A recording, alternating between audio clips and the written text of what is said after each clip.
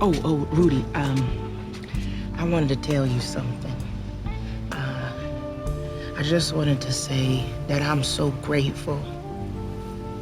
I'm so grateful for you putting me in this movie, 'cause I ain't never seen nobody that looks like me up there on that big screen. You know what I'm saying? Oh, shit.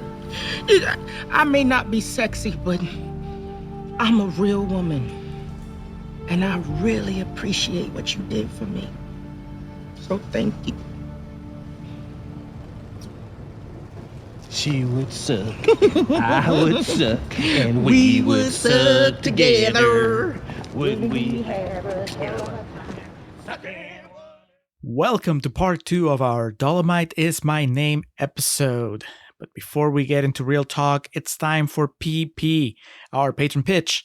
This is where we let our patrons know what they can expect on our exclusive patron feed, and we also let non-patrons know what they're missing out on. So, as usual, we're going to start with the ground floor, the $1 tier, the Travolties. What do you get for $1 if you join our Patreon? Well, you get all the stuff that doesn't make it into the episodes, the cutting room floor segments, as we call them. Every month, also, you'll get access to at least one bonus episode. This month, the bonus episode has been decided by the same person who made us watch Dolemite Is My Name, and that is Dan Brennick. And, again, I'm going to say unsurprisingly, like I said at the beginning of Andreas Quarter, he's making us watch the actual Dolemite movie, the OG Dolemite, the one that they're making in Dolemite Is My Name. I guess it's necessary to complete the journey. It's a very good one, too. It's like, how could we not? How could we not do it? Will we like it? I don't know. I mean...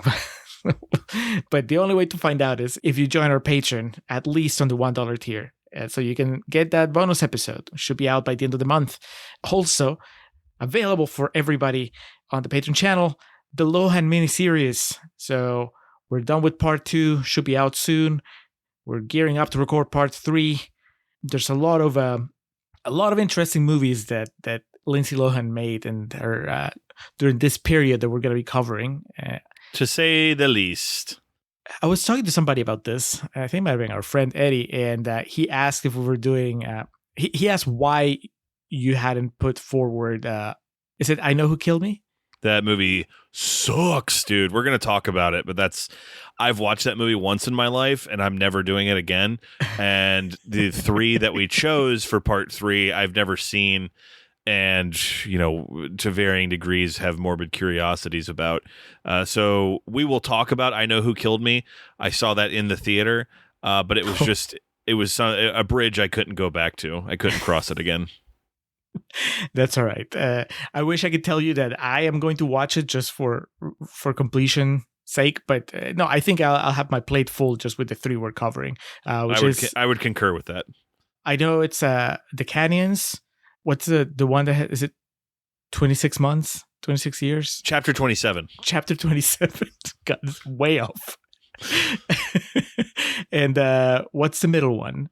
Labor Pains. Cheryl Hines returning to the Lohan miniseries.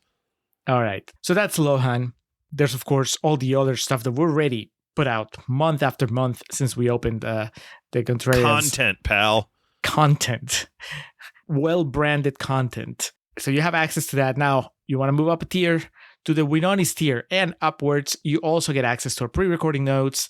You also get access to our quick video reviews.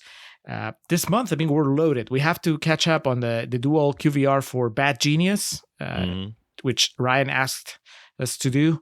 And then Katie and Oti want us to do Bullet Train, which they sound like they're very different movies. I would expect them to be. So it'll be a nice change of pace between all the Lohan movies. Whatever Bad Genius is, I just know it's from Thailand, and then Bullet Train, which is an action movie. Good stuff on the quick video review front. And then, of course, Contrarians After Hours.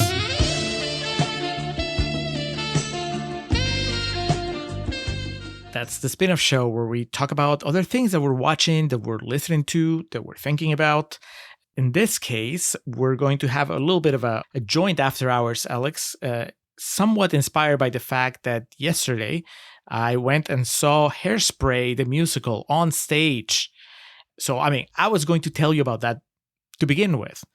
But then that got me thinking about Hairspray, the movie adaptation of the musical, which we covered years ago during the Summer of Travolta. And Yes. I've changed in the years since. The world has changed in the years since. And I feel like I have extra thoughts about Hairspray, the movie.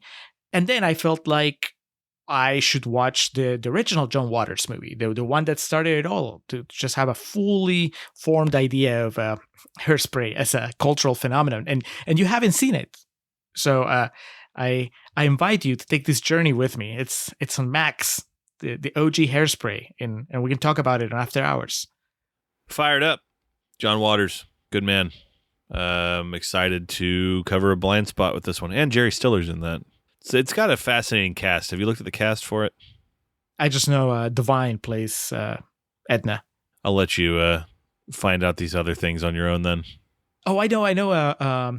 Ricky Lake is the first Nikki Blonsky. Yeah. All right. Let's talk about Hairspray. We talked All about right. the other one before, and this will we'll close the loop with this one. Expect a lot of Corny Collins love.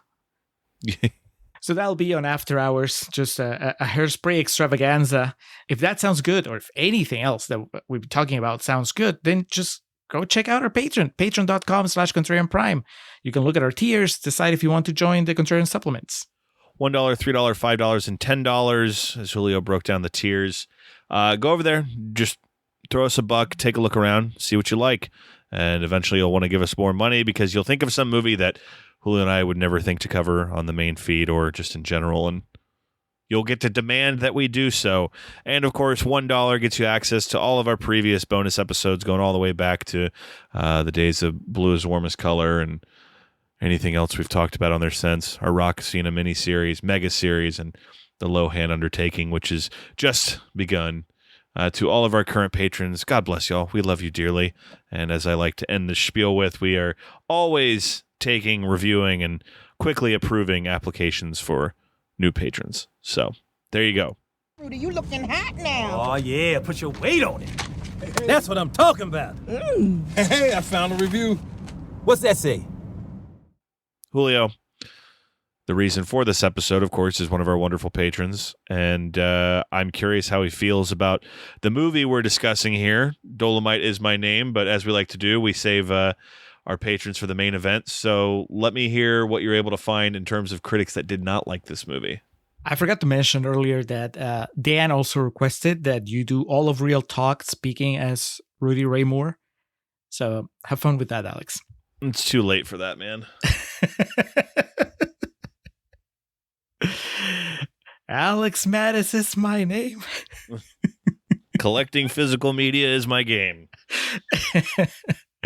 All right. So got a few rotten quotes because there are people that didn't like this movie. We're going to start with Brian Lowry from CNN.com, who says, "There's an underdog charm to the bones of the story and a lot of nifty touches about the era. Still, Dolemite bogs down during the making of the film in a way that even the closing credits can't wholly redeem." Do you think it slows down once they start making the movie, Alex? No. It has a pretty justified runtime. Doesn't make it to 2 hours. Nope.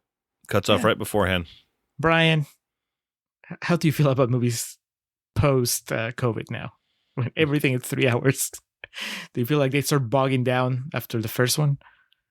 Next, Adam Naiman from The Ringer says, "Good vibes are infectious only to a point, and 2 hours of strenuously conflict-free hijinks with didactic dialogue asserting Moore's importance eventually gets wearying." Cool, man. He got tired of being told how important Rudy Ray Moore was. Do you think Adam Naiman is white, Alex? Couldn't tell you, man. One more. Chuck Bowen from Slant Magazine says, "After its promising first act, Craig Brewer's film becomes a series of fleeting bits, allowing questions to pile up." What questions? Why am I having fun, Chuck Bowen? Is that the question? All right, and now the spotlight falls on Dan Brennick, and he just sent me a link to his Letterboxd review. He gave Dolemite 4 stars and a heart. Watch October 25th, 2019. It's just a series of bullet points.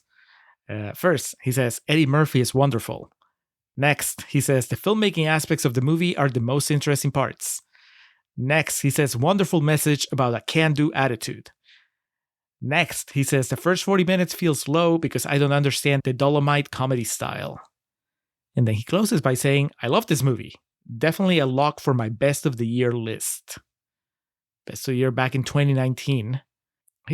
Dan can be a tough customer. So to see him just be so over the moon about this is almost as awe-inspiring as Dolemite Is My Name itself. Yeah, that's I appreciate his honesty in saying he doesn't really understand the Dolemite style of comedy, but it was the style at the time, clearly. Is it not the style anymore? I'm sure it is for some people. It's like a version of slam poetry. Yeah, for me, he's just cutting wrestling promos. That's like, what It's true. Well, it's Muhammad Ali obviously had existed prior to this, and but of course his raps, like, and his promos and shit were never vulgar or profane to the extent that these are. So it obviously probably felt like you were seeing something you shouldn't. It was like listening to Marilyn Manson when you were 13 or something. Like, oh man, this is dangerous. It's worth calling out immediately to kick us off pretty much that Murphy has stated that a biopic of Rudy Ray Moore had long been a dream project for him. He initially met with screenwriters Alexander and Karaszewski in 2003, and they began developing the project. Murphy arranged a meeting between the two writers and Moore, who told him many of his life stories before his death in 2008. However, the early attempts to make the film never came to fruition. On June 7th, 2018, it was announced that Craig Brewer would direct Dolemite Is My Name from a script from Alexander and Karaszewski, with Netflix producing and distributing. Eddie Murphy was set to star as Moore. Later that month, the rest of the principal cast was announced. In July of 2018, Chris Rock and Ron Cephas Jones joined the cast. Principal photography began on June 12th, 2018.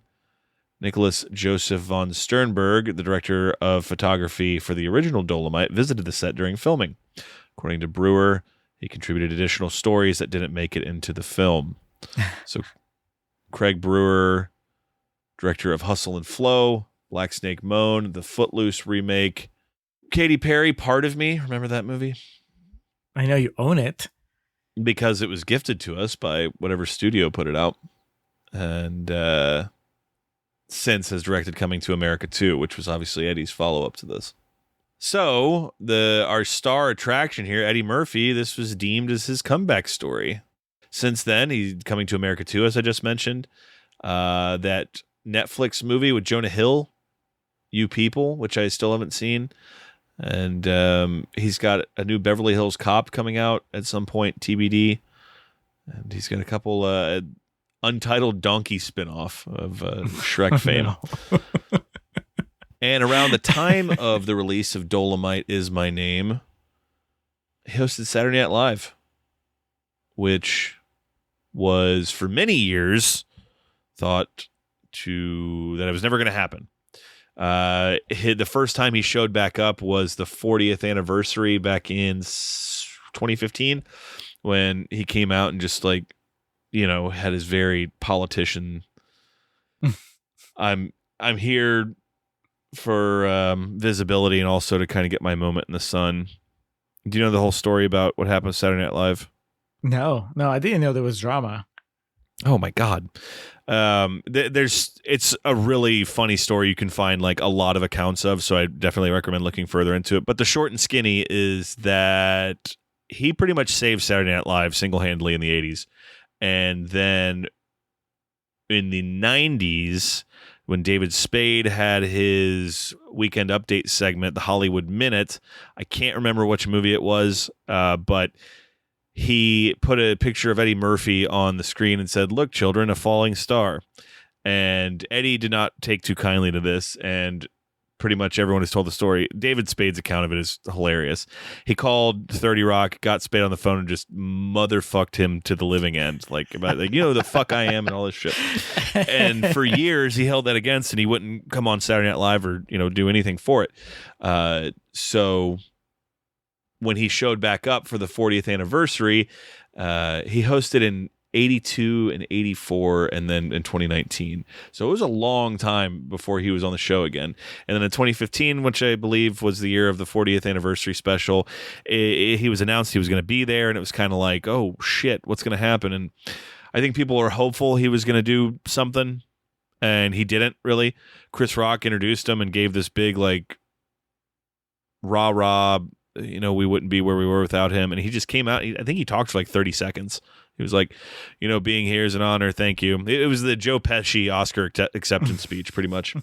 And so it was pretty disappointing. But then when he hosted in 2019, I remember that was kind of the holy shit, this is happening. And it was okay. He reprised Mr. Robinson's Neighborhood. And I remember that one. They did a Black Jeopardy skit where he was Velvet Jones.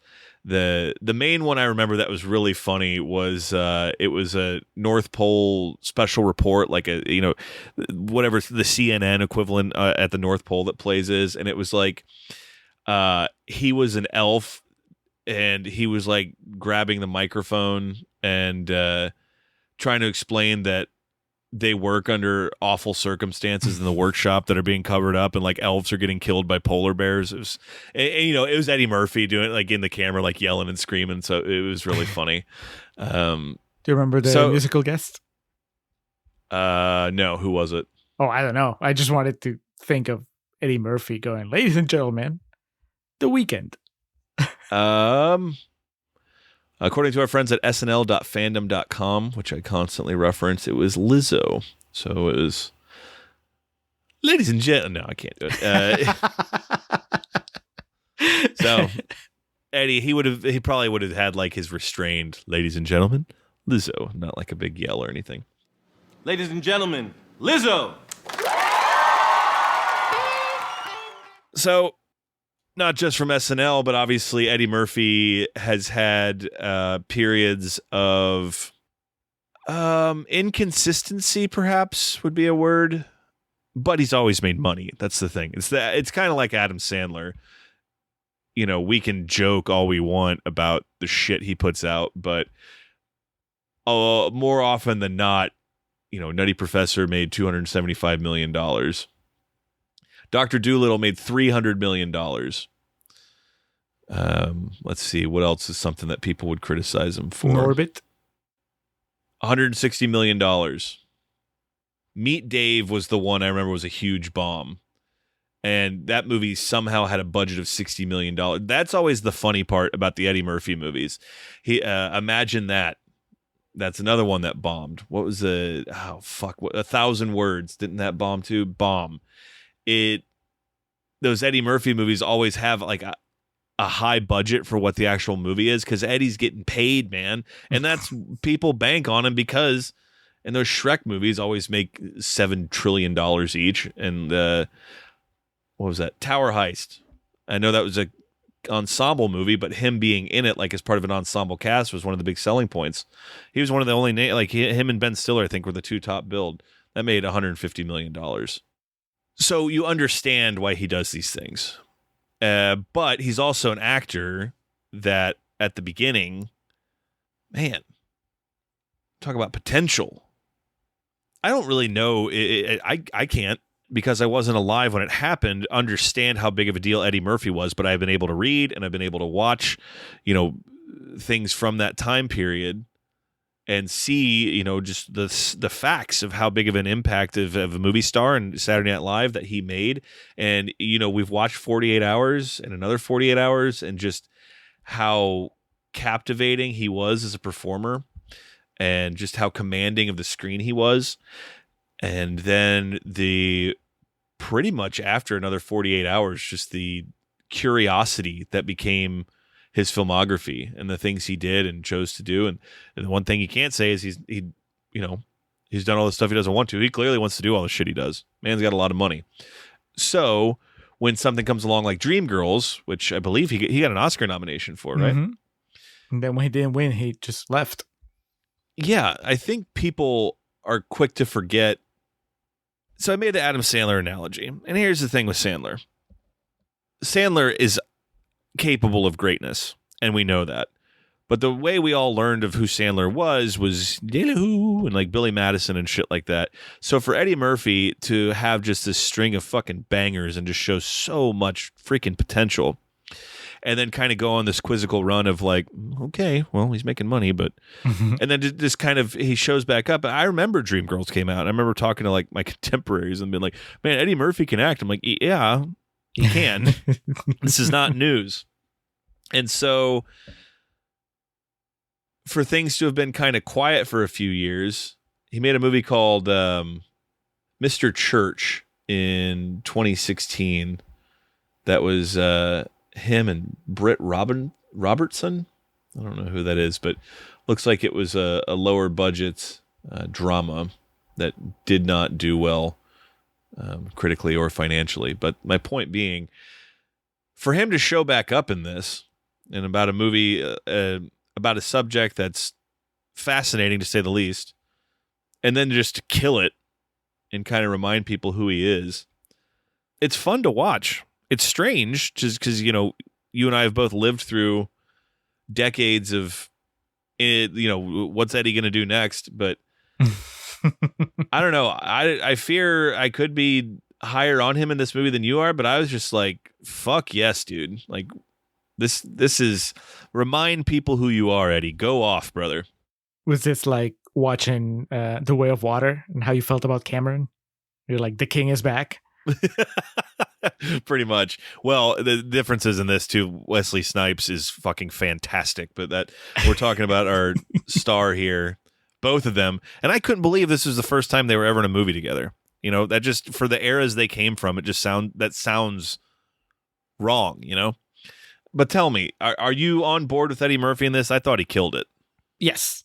Yeah. And that is without having the attachment you do to him and his persona. I mean, I liked him. I'm pretty sure I've mentioned it whenever we've done some of his other movies that I grew up watching Coming to America. Like that was kind of like on the rotation, and that's a movie that I still like.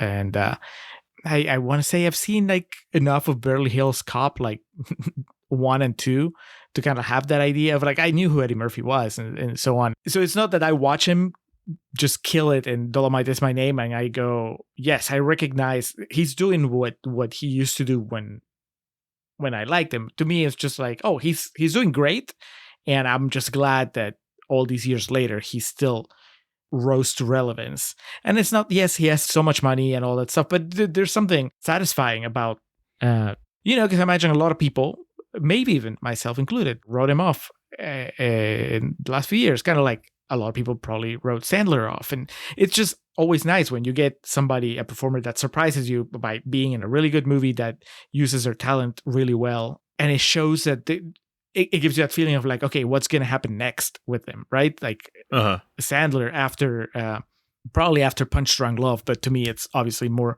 recent in memory as after Uncut Gems. It's like, okay, what happens next? What's his next movie? What's the next move?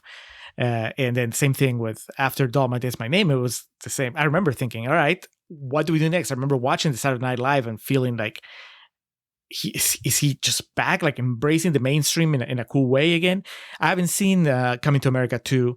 The reception was mixed from what I remember. And that took the wind out of my sails a little bit, especially because I like the first one. I don't think it needs a sequel, but I think it's too soon to tell if, COVID kind of like fucked everything up in the sense that you can't really see if Dolemite Is My Name was kind of like this flash in the pan, or if it's just that it's something that's going to have a long lasting impact, but it's muddled right now because the entire world was shut down. Like the entire movie industry was shut down for a couple of years, so you haven't really had time for that to really grow and expand the way that it would have if all the projects, everything had kept running through 2020, 2021, and so on. So too soon to tell. I remember, the comeback feeling back when Dreamgirls happened, and then it petering out.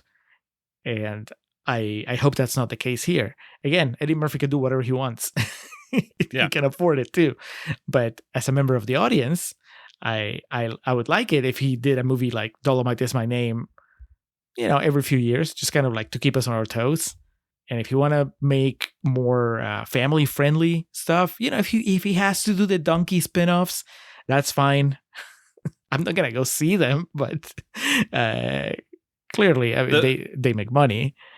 The first Shrek is legitimately good. I don't really remember much of the other ones, but I remember the first one being great. And he's funny in it. But at this point, it's like the novelty of him playing donkey. It's played out. Same thing with like Banderas. I've heard. I mean, fuck the new Puss in Boots movie was nominated for an Oscar. I've heard that it was really good actually.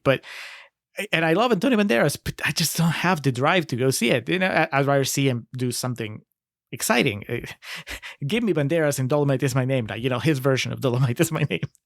Yeah. Same thing. After you see Eddie Murphy in Dolemite Is My Name, it's not like that makes me want to see him play donkey again, But this is great. I think he's really funny. And much like Dan, I was not familiar at all with the comedy stylings of Dolemite and that type of comedy.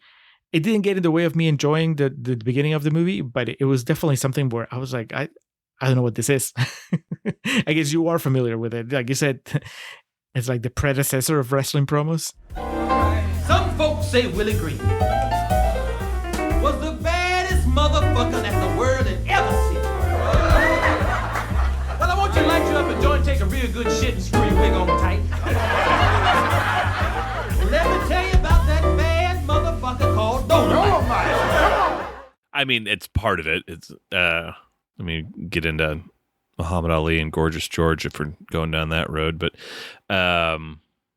look, there's an aspect of this that I'm not even going to pretend to relate to because I can't. You can't. The aspect of like early 70s black culture and kind of what was in and some of the things that were moving, changing and in motion and shifting is the word I was looking for there. And in terms of like what was enjoyable and what seemed kind of groundbreaking at the time. And I could see, like I said, this isn't what I can make allusions or analogies or comparisons to things that I am familiar with of like, well, this is different.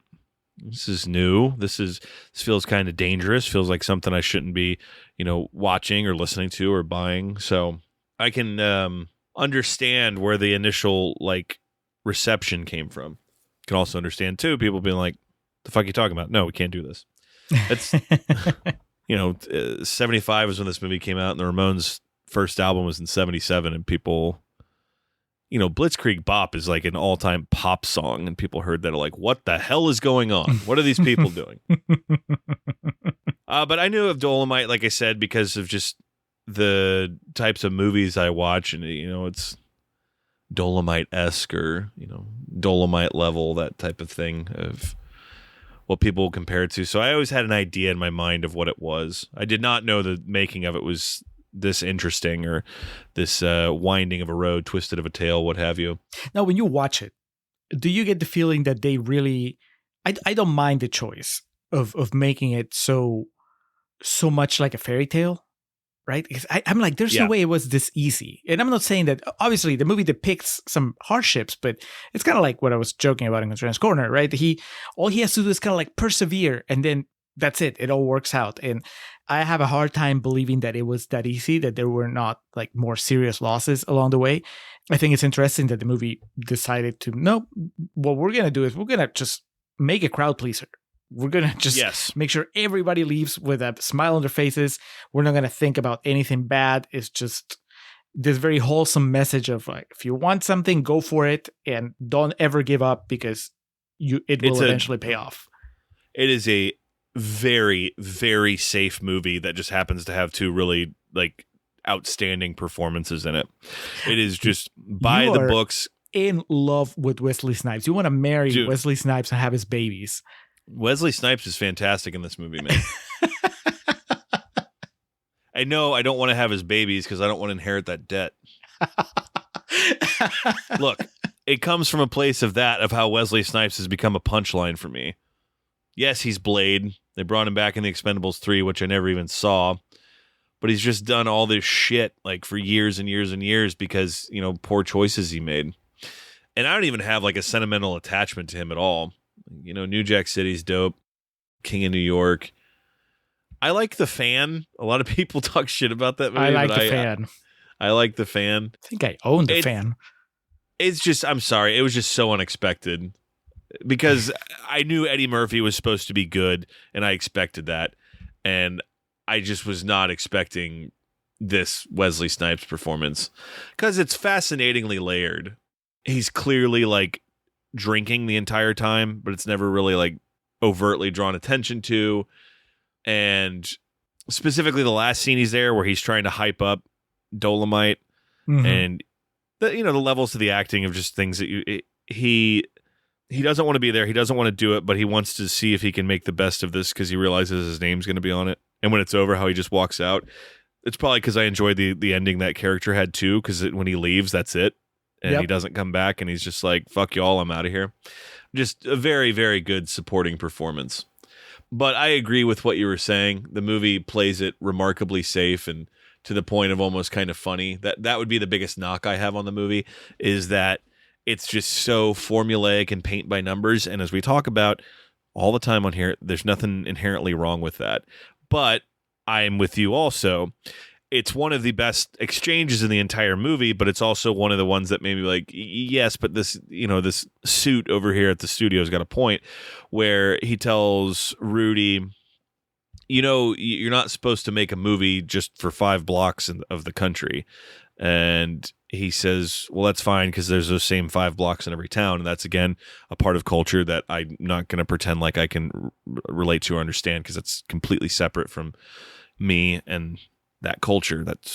I'm a white guy, man. But there's also the aspect of that of like, yeah, that's true. Like he was so short-sighted in what he was doing and the production that went into it that I'm with you completely. There's no way it was as easy as it makes it out to be here. I guess now's as good a time as any to go back to what I was kind of alluding to in Contrarian's Corner. Owen Gleiberman described Murphy's performance as some kind of comeback writing. As the brash hustler who made Dolemite, Eddie Murphy has his best role in years in a film that's like a blaxploitation answer to The Disaster Artist. He plays Rudy as a cheap but priceless Carney Barker of his own ego. Are we synchronized, Julio, in that this is a better movie than The Disaster Artist? Yes. I'm curious to hear your reasons, because mine is pretty simple. I just enjoy this one more. It fills me with joy. The Disaster Artist, I feel like I'm just laughing at those people. And in this one, I'm laughing with them. I'm laughing with the crew. And, like, they're not the joke. I think that this movie really cares for its characters. In the Disaster Artist, it's just more like, aren't they idiots? Like, I don't think that the Disaster Artist doesn't really care for Tommy Wiseau. And if it tries to tell you that it doesn't come across as genuine.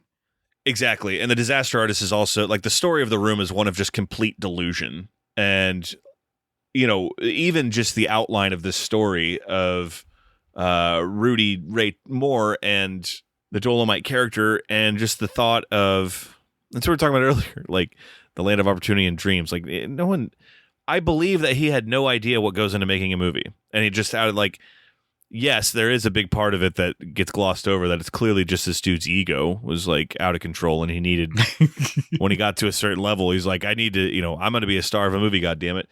But it comes from a place of just kind of like adorable naivety versus just like abject delusion and idiocy. And so I enjoy that story more. Well, I also enjoy, now this is just splitting hairs, because I don't know how many people really are asking for a blow-by-blow comparison between Dolemite Is My Name and The Disaster Artist. But even as far as protagonists, I mean, you can see, it's a little bit like Michael Scott in The Office, right? Like, where you're like, he's an idiot, but you can see every now and then they'll give him these moments where you see what he's good at, and you understand, in the best episode at least, how is it that he has a certain status in the company.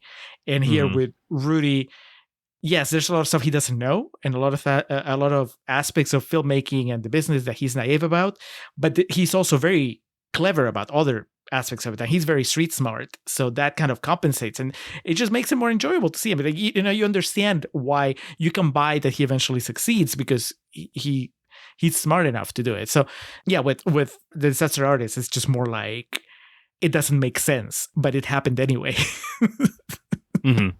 So yeah, I enjoy it more. I mean, I enjoyed the disaster artist fine, but this is That also, like, it makes me mad every time I remember $6 million were wasted on that movie.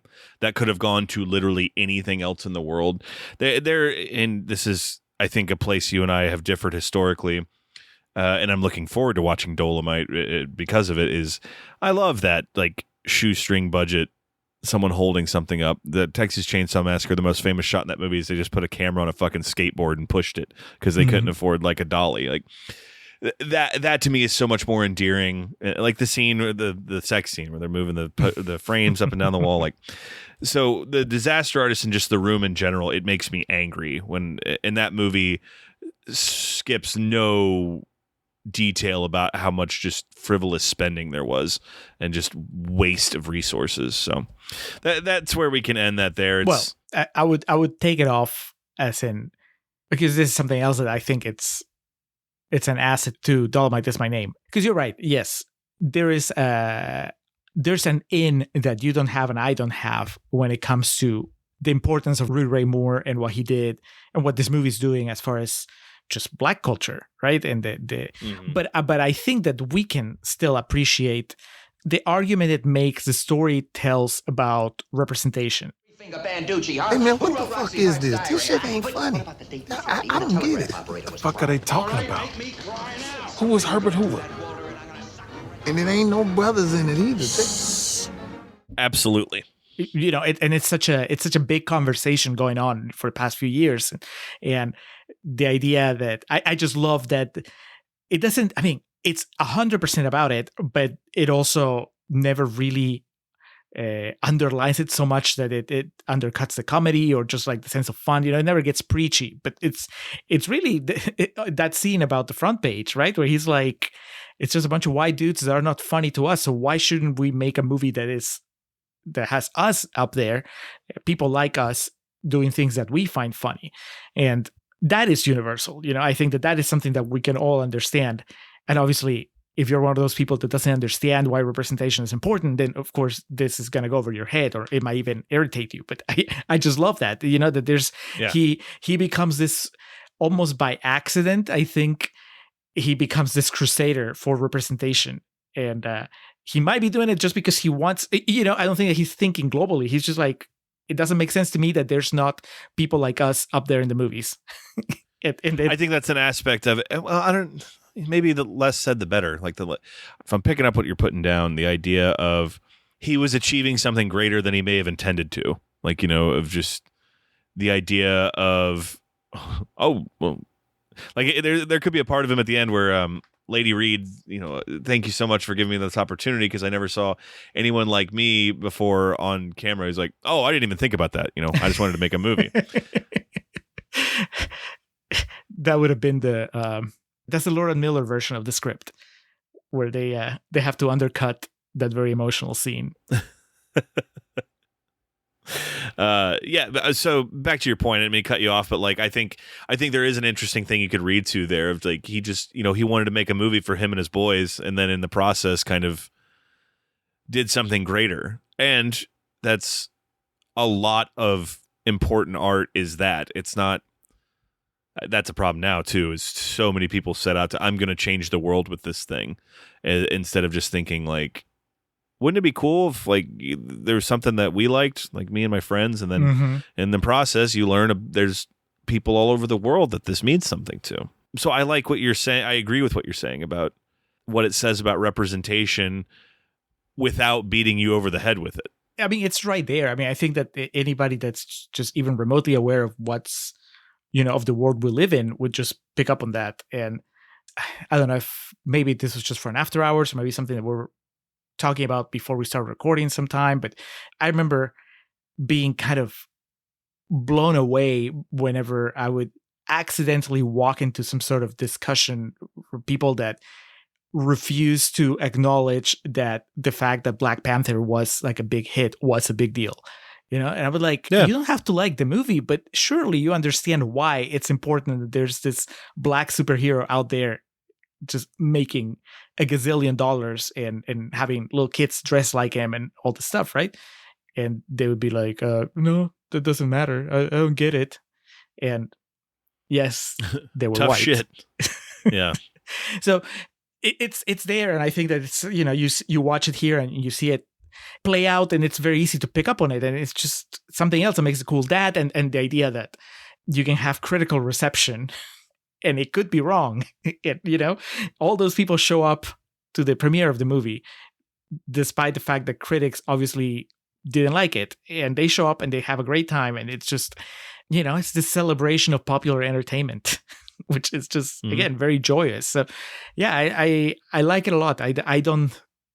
Final word on the disaster artist. Like, I don't get that from that movie. That movie is also funny and entertaining, but that has the cynicism that I don't get here. That movie is just more like, yeah, it doesn't make sense. None of it makes sense. It shouldn't work, but somehow it did.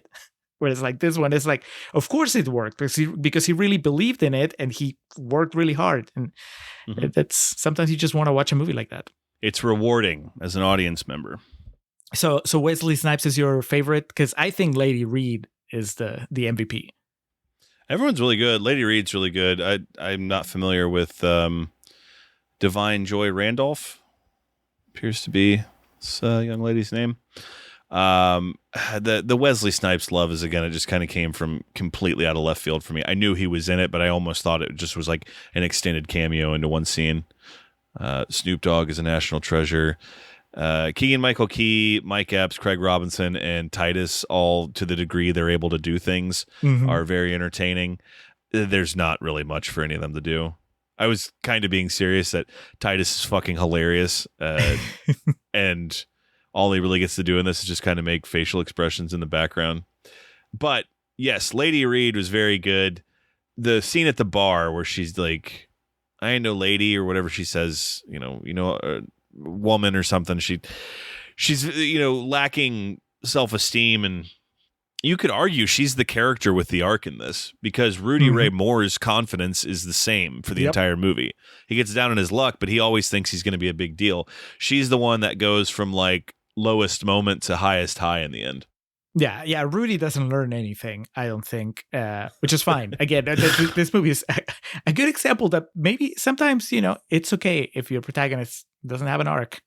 He just believes in himself at the beginning, still believes in himself at the end, and it works out. And yeah, Lady Reed actually grows and becomes more confident. The real arc is for Saul Goodman, who learns to appreciate the comedy stylings of Rudy Ray Moore. Okay, there was no way I could work that into Contrarian's Corner, but that is one of my favorite moments in the entire movie, is when he goes on his big spiel about how you're not going to take my shit from me and sell it, and he tries to basically false them and call their bluff that I know what I'm doing, and he gets in his face and Bob Odenkirk's face and is like, you're not going to bully me, whatever he says. He tries to intimidate him, and then Odenkirk says, "Are you going to rip my guts out now?" And that's immediately what switches the flip.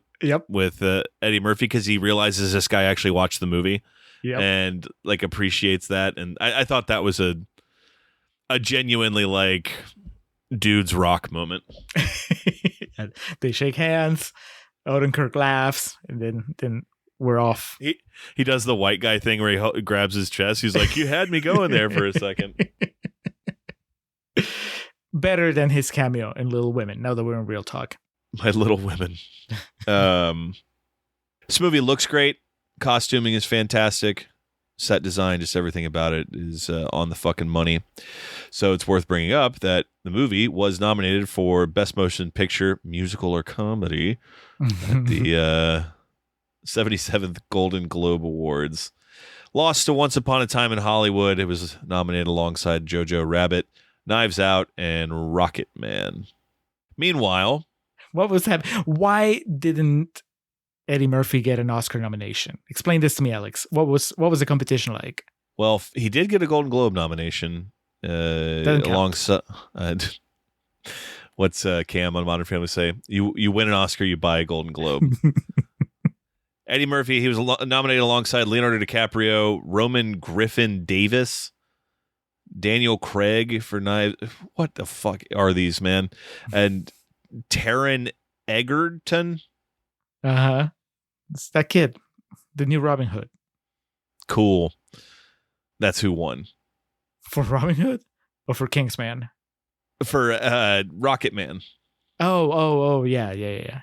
Played Elton John. Well, you know who won for best lead actor that year? 2019? You do. Will it make me mad? Oh yeah. Went to our Joaquin. Joaquin Phoenix for Joker as Arthur Fleck. Joker. Ooh. Alongside the nominations of Antonio Banderas in Pain and Glory. Good stuff. Leonardo DiCaprio, Once Upon a Time in Hollywood. Yes. Adam Driver in Boring Story. And Jonathan Pryce in The Two Popes. Man, I love Price and I like The Two Popes, but that's the one that I would have probably knocked out to make room for Eddie Murphy. And then supporting, so Wesley Snipes was beat out by... that was the year Brad got his Oscar, so I don't really want to change that. But and then Anthony Hopkins, The Two Popes, Tom Hanks, A Beautiful Day in the Neighborhood, and Al and Joe from The Irishman. You know, there was that story, or not story, but stories, and, you know, rumor and innuendo that he didn't win Dreamgirls just because of the choices he's made in the movies he's done, and that the Academy doesn't want to, you know, award people like that. Sandler, Uncut Gems. Come on now.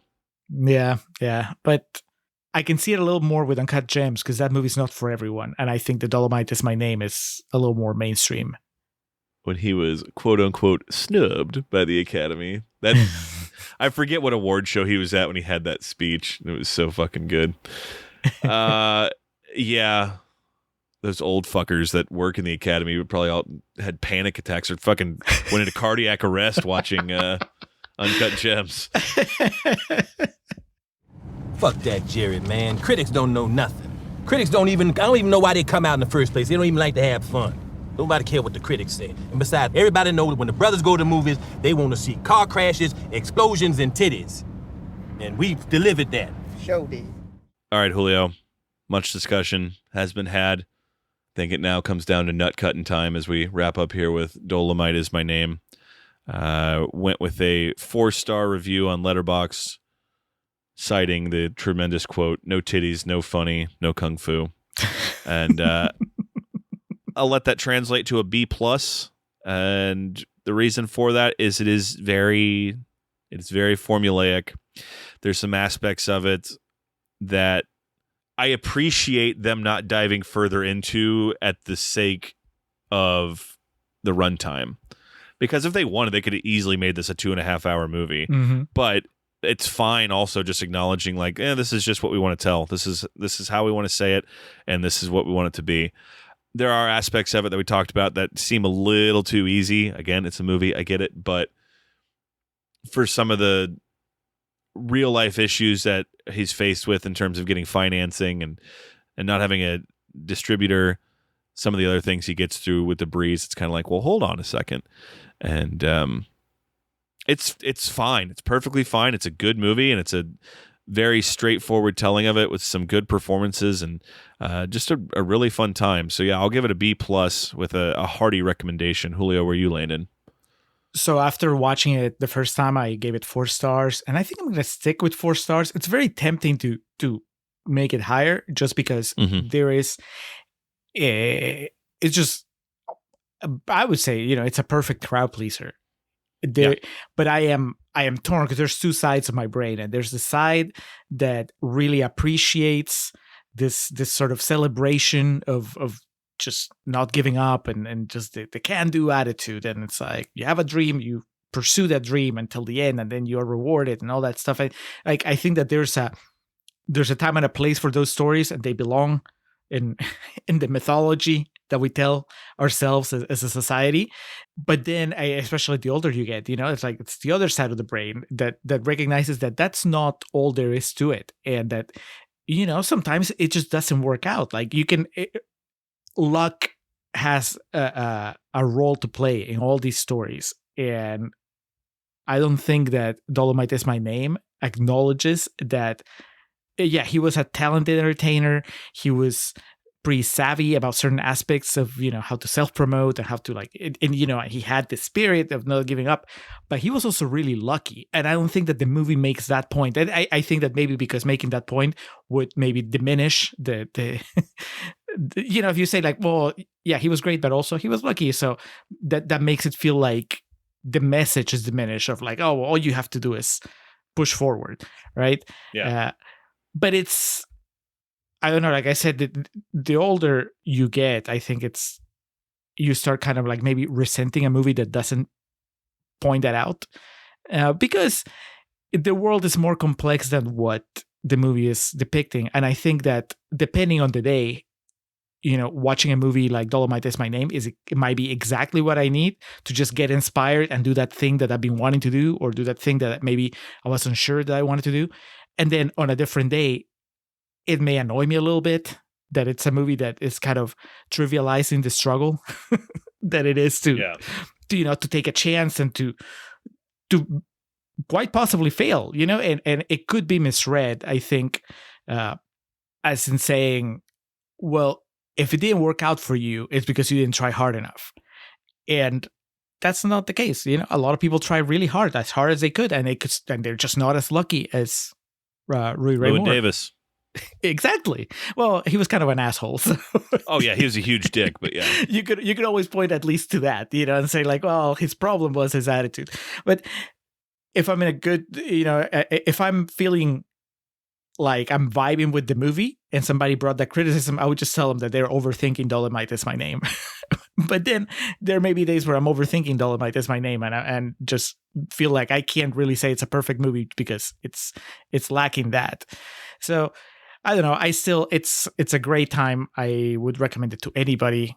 Man, if there's somebody that, and I know we've made this point before whenever we've covered an Eddie Murphy movie, if there's somebody that's not familiar with the work of Eddie Murphy and they know him from just the really bland mainstream stuff that he's done, like Daddy Daycare, and then you show him this, that has to be eye-opening. And I think it's good. I think it needs to be celebrated. So yeah, I'm gonna land on 4 stars. If you catch me on the right day, I might tell you it's a 5-star. It has the heart of a 5-star movie. It's fair enough, and I agree. Sometimes ain't a damn thing wrong being a crowd pleaser. So, Dan, thank you, brother. It was a good one to add to the canon, and a good movie that I will most certainly revisit in the future. Speaking of the future and looking to it, Julio, what is on deck next? Man, we're going to close the main feed with, I don't know what this is. It's called Color Out of Space.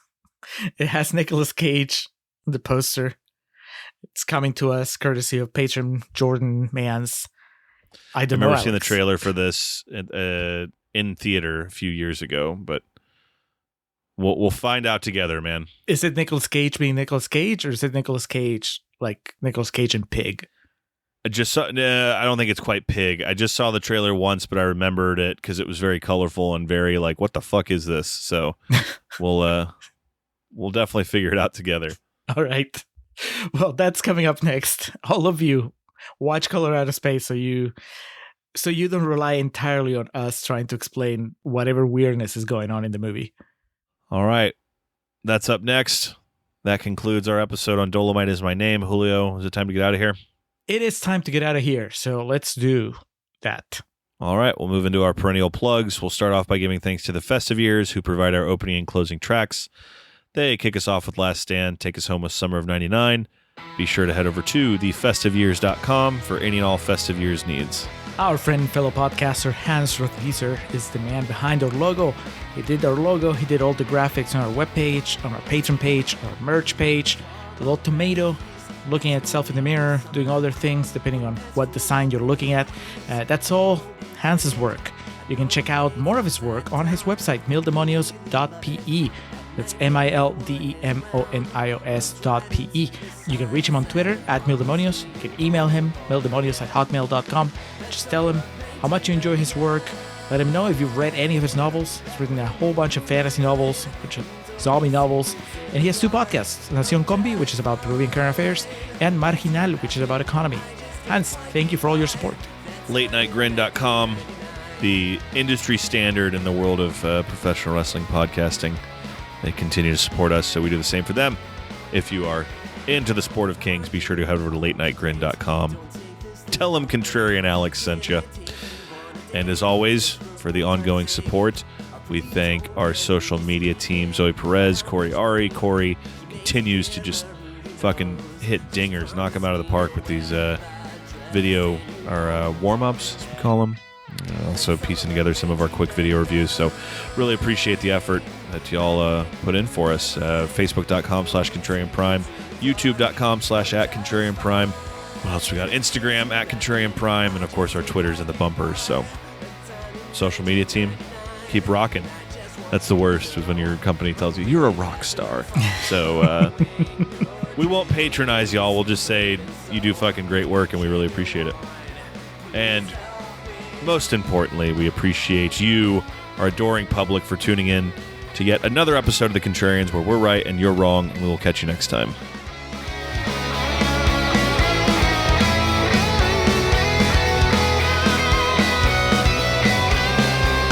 The summer of 1999.